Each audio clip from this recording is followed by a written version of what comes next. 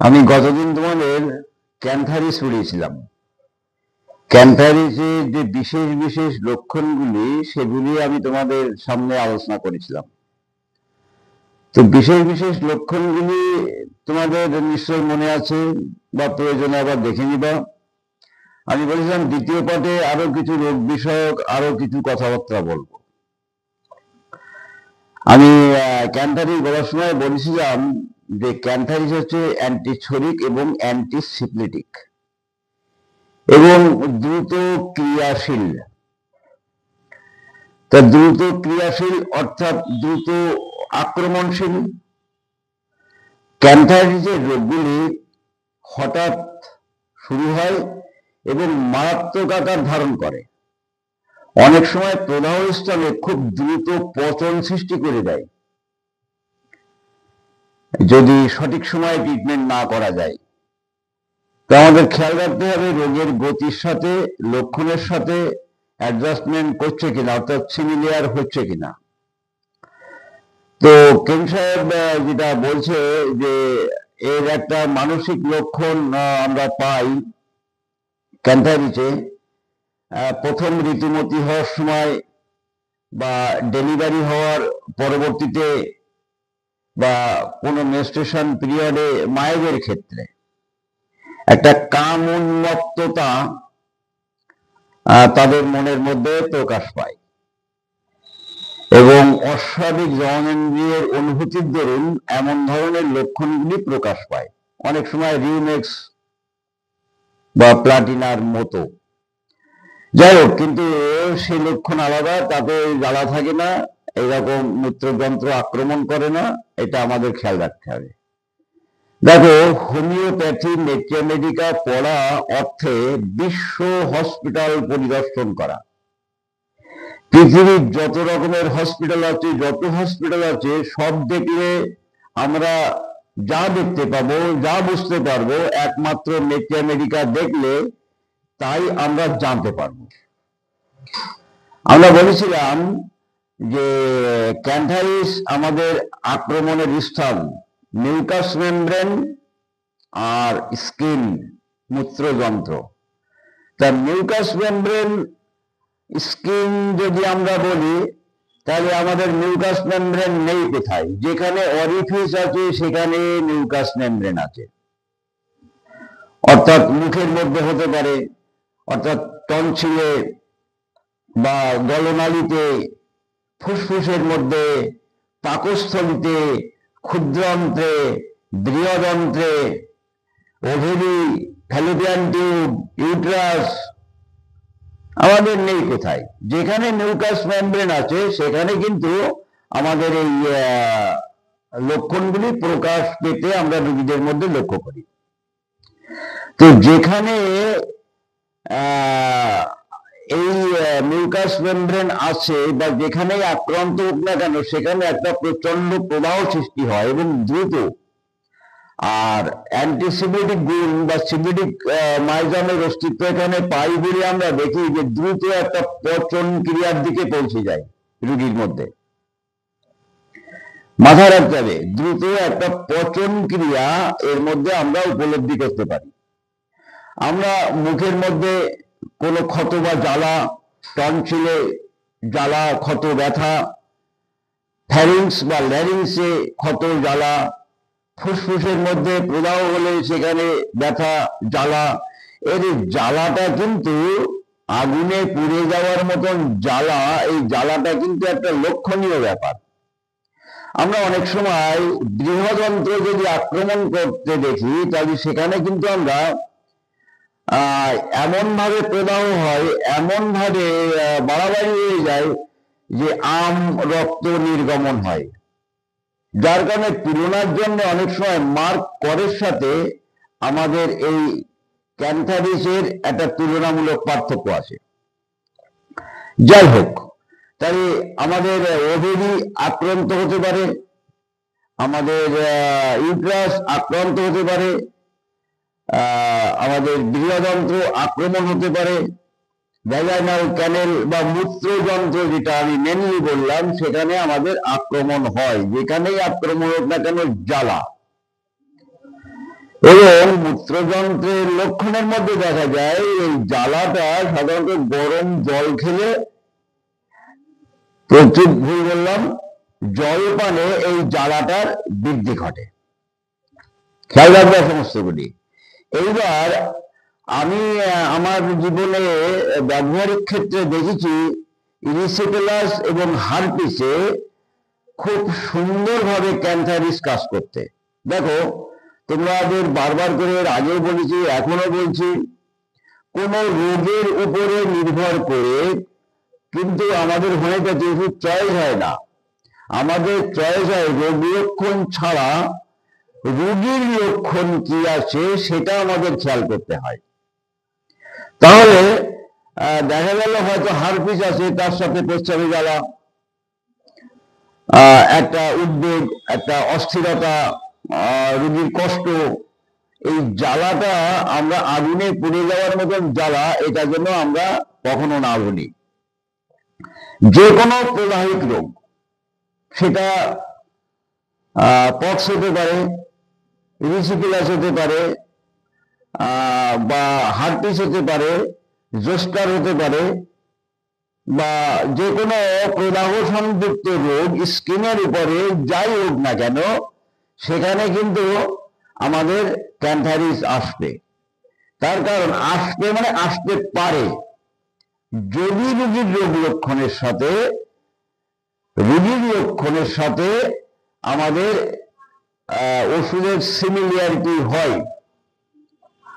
এছাড়া আমি তোমাদের বললাম আগুনে পুড়ে গেলে জ্বালা, চক্ষু প্রদাহ হলো, অর্থাৎ আমাদের যেটা কনজাংটিভাইটিস বলা হয়। তাহলে কনজাংটিভাইটিস হলো, আমরা সাধারণত এর মতো ক্ষেত্রে মাস্ক ব্যবহার করি, বিড়না ব্যবহার করি, অ্যাগোনাইট ব্যবহার করি, পালপেটলা ব্যবহার করি, পাচ্ছলটা ব্যবহার করি, কিন্তু আমাদের কিন্তু কোন জায়গায় বাধ্যবাধকতা নেই যে আমরা এই মেডিসিনটা এই রোগের ক্ষেত্রে ব্যবহার করব। তোমরা অনেক সময় কিছু কিছু মেডিকেল পড়তে গিয়ে দেখবা কোন রোগের নাম করে কোন ওষুধকে দিয়ে বলা হচ্ছে ধন্বন্তরী,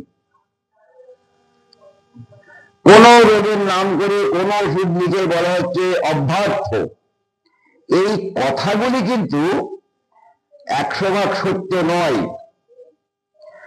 100% সত্য তখনই হবে যখন রোগীর লক্ষণের সাথে ওষুধ লক্ষণের সিমিলার হবে, তখনই কিন্তু সেই ওষুধটা সেই রোগীর ক্ষেত্রে অভ্যার্থ হবে। তার কারণ অভ্যার্থ বলে আলাদা কোনো ব্যাপার নেই। হোমিওপ্যাথিতে স্পেসিফিক বলে কোনো মেডিসিন হয় না, কোনো মেডিসিন হয় না। যে রোগী হোক না কেন, রোগীর লক্ষণের সাথে ওষুধের লক্ষণের সিমিলার আছে কি, এটা আমরা দেখব। তাই আমরা পাথরি রোগ, হয়তো কিডনিতে পাথর আছে, ইউরেথ্রার মধ্যে পাথর আছে, ব্লাডারে পাথর আছে, বা ইউরেটারের মধ্যে পাথর আছে, এবার প্রচ্ছদে জ্বালা, মূত্র নির্গমন, এক এক ফোঁটা মূত্র বেরোচ্ছে আর মনে হচ্ছে আগুন বেরিয়ে আসছে, রক্তাক্ত মূত্র হতে পারে, এবং বারবার মূত্রবেগ, মূত্রের সাথে একটা কুণ্ঠন হয়, এবং রোগী একটা অসহ্য বোধ করে। প্রচন্ড জ্বালা থাকলে আর মানুষ কি করবে, রোগী কি করবে? কিন্তু দেখা যাচ্ছে একটা অস্থিরতা, একটা উদ্বেগ, একটা ভয় সেখানে কাজ করে। কি হলো, কি হবে, এইরকম ধরনের একটা অস্থিরতা রোগীর মধ্যে থাকে। তাহলে আমরা যে কথাই বলি না কেন, আমরা যেটা বলতে চাইলাম, মূত্রযন্ত্র আক্রমণ থাকবে আর প্রচ্ছদের সাথে একটা জ্বালা থাকে। জ্বালাটা আগুনে পুড়ে যাওয়ার ন্যায় জ্বালা, ফোঁটা ফোঁটা মূত্রপাত হবে। মূত্রত্যাগে তার জ্বালার উপশম হয় না। মূত্রত্যাগের পূর্ব অবস্থায়, মূত্রত্যাগের সময় বা মূত্রত্যাগের পরবর্তীতে জ্বালা সমানভাবে চলতে থাকে। মানুষ এই মতো অবস্থায় জল খাওয়ার কথা বলি, জল খেলে এই ধরনের মূত্রের জ্বালা আরো দ্বিগুণ হারে বেড়ে যায়। খেয়াল রাখবা, এই লক্ষণগুলি খেয়াল রাখবা। এবার প্রস্রাবের সাথে রক্তপাত হতে পারে, লাল প্রস্রাব হতে পারে। আবার অনেক সময় দেখা গেল যে পাথরিকা বেরিয়ে গেলে জ্বালাটা কমে গেল, হতে পারে। সে পাথর হোক, গনোরিয়া হোক, গনোরিয়া রোগে ক্যান্থারিজ ব্যবহার হয়। তা গনোরিয়া রোগে কি হয়? সাধারণত দেখা যায় মূত্র নালীর মধ্যে একটা ইনফেকশন হয়, ইনফ্লামেশন হয়, প্রদাহ হয়। সেখানেও কিন্তু মূত্রে সাংঘাতিক রকমের একটা জ্বালা হয়। এমতো অবস্থায় আমরা অনেক সময় থুজার কথা মনে করি, ক্যানাবিস ইন্ডিকা বা ক্যানাবিস স্যাটাইভার কথা মনে করি, অনেক সময় সিনাবেরিসের কথা মনে করি। সেটা কিন্তু আমাদের লক্ষণ ভেবে ব্যবহার হয়। তাহলে আমরা কিন্তু ক্যান্থারিসও এইরকম গনোরিয়ার ক্ষেত্রে ব্যবহার করতে পারি, রক্তমশার ক্ষেত্রে ব্যবহার করতে পারি। তাহলে ট্রিট দ্য পেশেন্ট। আমাদের সবসময় খেয়াল রাখতে হবে, আমরা যদি রোগের নামকরণ খুঁজে ওষুধ বের করতে যাই, তাহলে কিন্তু আমরা অগ্রগতি আমাদের আর হবে না। আমাদের অগ্রগতি, হোমিওপ্যাথির অগ্রগতি আমাদের করতে হলে রোগীর রোগ লক্ষণের সাথে ওষুধ লক্ষণ কি আছে সেটা আমাদের খেয়াল করতে হবে। যার কারণে রোগী পর্যবেক্ষণ করা, রোগীর কেস রেকর্ড করা, লক্ষণকে অ্যানালাইসিস করা, লক্ষণ সম্পর্কে অনুধাবন করা, লক্ষণের গুরুত্ব দেওয়া, এভাবে আমাদের একটা পারসেপশন তৈরি করতে হবে যে এই রোগীর এটা হবে, লাইকোপোডিয়াম হবে না থুজা হবে, ক্যান্থারিস হবে না ব্লেড না হবে, হিপারসালফার হবে না নাকভূমিকা হবে। এটা পারসেপশন করতে হবে লক্ষণগুলির উপরে নির্ভর করে। এই পারসেপশনের উপরে আমাদের ওষুধ চয়েস হবে যে না, হ্যাঁ এইটাই হচ্ছে আমার রোগীর চিত্র। যখনই আমরা রোগীর একটা চিত্র পাবো, ওষুধগুলি যদি আমাদের ভালো করে পড়া থাকে, অন্তত তার চরিত্রগত লক্ষণগুলি, বীরত্বপূর্ণ লক্ষণগুলি, পিকুলিয়ার সিমটমসগুলি যদি আমাদের মনের মধ্যে হৃদয়ঙ্গম থাকে, তার জায়ালডিসটা, তার মোডালিটিসটা যদি আমাদের হৃদয়ঙ্গম থাকে, আত্মনুভূত লক্ষণগুলি যদি আমাদের মনের মধ্যে থাকে, তাহলে কিন্তু আমাদের ঝট করে ওষুধটা চয়েস হয়ে যাবে। তাই নিশ্চয়ই বোঝা গেল। পুড়ে গেলেও কিন্তু এটা মাদার টিনচার ব্যবহার করা যায়, বা কোনো প্রদাহিত রোগে যেমন ব্যবহার করা যায়। কোথাও আগুনের ছাটা লাগলেও কিন্তু আমরা ক্যান্থারিস ব্যবহার করা যায়। তবে সাবধান, এই ধরনের পুড়ে গেলে যদি আমরা ক্যান্থারিস খাওয়াই, 3, 6 বা 30-এর মধ্যে শক্তি যদি খাওয়াই, বেশি ডোজ কিন্তু দেবে না। সাধারণত 1 থেকে 2 ডোজ। যদি তুমি বেশি ডোজ খাওয়াও, 6 বা 30 যদি 5 বা 7 বার 8 বার 10 বার খাও, তাহলে কিন্তু রোগীর প্রস্রাবের জ্বালা শুরু হয়ে যাবে। খুব সাবধান। একটা ডোজ দিয়ে অন্তত 10 মিনিট অপেক্ষা করা যায়, যদি একবার রেজাল্ট হয়, তাই দ্বিতীয় ডোজ আর দেওয়ার দরকার নেই। তার কারণ প্রদাহিত রোগে যদি আমরা ক্যান্থারিস আভ্যন্তরীণ ভাবে ব্যবহার করি, তাহলে কিন্তু প্রস্রাব যন্ত্র আক্রমণ হবে। এটা কেন্টার খুব বলেছেন, এবং আমি নিজের ক্ষেত্রে ব্যবহার করে দেখি এটা হয়। এই ভুলটা করে তোমরা করবে না। তাহলে মানসিক লক্ষণ আমরা দেখেছি ফার্স্ট পিরিয়ডের সময় বা অন্য কোনো মেনস্ট্রুয়েশনের পিরিয়ডে সেই মেয়ের চরিত্র এরকম খারাপ না, সেই বাহুর সঙ্গে কখনো দেখিনি, কিন্তু সে এমন ধরনের কামোন্মত্ততা যুক্ত লক্ষণ প্রকাশ, মানে কথা বলতে থাকে যেটা কানে আঙুল দেওয়ার মতো কাম উন্মত্ততা অবস্থা তার মধ্যে সৃষ্টি হয় গর্ভাবস্থার পরে বা কোনো ফার্স্ট পিরিয়ড বা মেনস্ট্রুয়েশন পিরিয়ডে। এটা কিন্তু আমাদের যে মায়ের সন্তান হওয়ার পরে যে প্লাসেন্টা নির্গমন হচ্ছে না, সেখানেও কিন্তু আমাদের ক্যান্থারিস ব্যবহার করা যায়। সময় মতন যদি ক্যান্থারিস ব্যবহার না করা হয়, অনেক সময় ইউট্রাসের মধ্যে একটা পচন সৃষ্টি হয়। তাহলে আমরা আশা করি কম বেশি বুঝাতে পারলাম।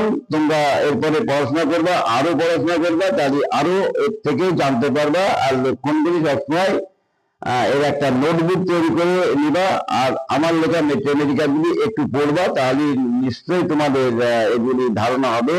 বা আরো বড় বড় মেট্রোমেডিকালগুলি পড়বা বা রেপার্টারিগুলি দেখবা। ঠিক আছে, থাক এই পর্যন্ত।